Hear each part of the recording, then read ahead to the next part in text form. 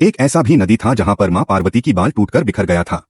कैसे टूटा और कैसे बिखर गई मां पार्वती की बाल, आइए जानते हैं। इस कथा में एक बार एक मछली शिवलिंग पर पूजा कर रही थी। तभी महादेव प्रकट हुए। मछली के धूप को देखकर महादेव ने उसे आशीर्वाद। तभी मछली बोली, हे प्रभु, हम सब जल में रहने वाले जीवों को एक मगरमच्छ बहुत अधिक सताता है। वह अत्यंत शक्तिशाली है और हमारे बच्चों को निगल जाता है। इसी कारण आप उसे दंड दीजिए। तब महादेव बोले, उसके पापों का घड़ा अभी कुछ समय और भरा जाना बाकी है। तभी जलपरी मछली बोली, प्रभु, पाप क्या होता है और ऐसे पापियों को आप इस धरती पर जन्म क्यों देते हैं?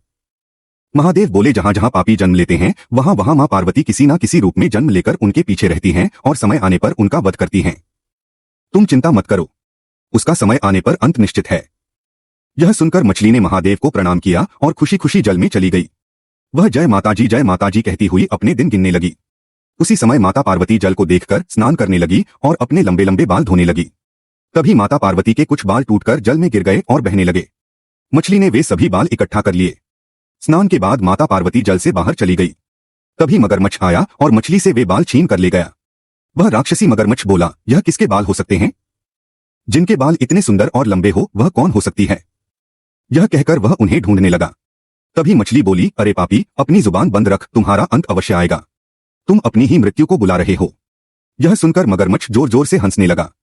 मछली रोते हुए जय माता जी करने लगी। तभी माता पार्वती जल में प्रवेश कर गई।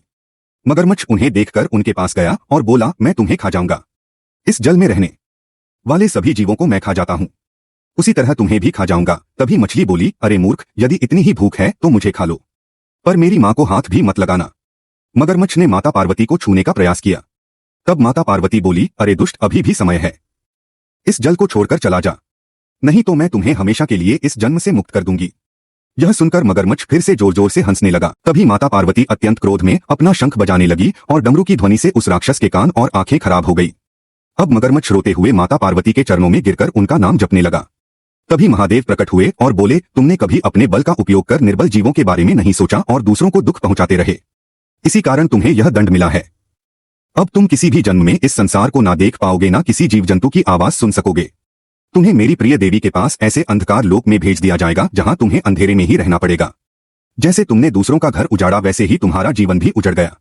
तभी माता पार्वती बोली, अब तुम इस अंधकार लोक में रहकर अपने पापों का फल भोगो। किसी भी जन्म में तुम ना इस संसार को देख पाओगे, ना किसी जीव जंतु की आवाज सुन पाओगे। तभी मगरमच्छ बोला, मेरी जान ले लो, पर मुझे ऐसी सजा मत दो। यह सब देखकर मछली रोते हुए माता पार्वती और महादेव को प्रणाम करने लगी। फिर पूरा जल आनंद से उछल पड़े।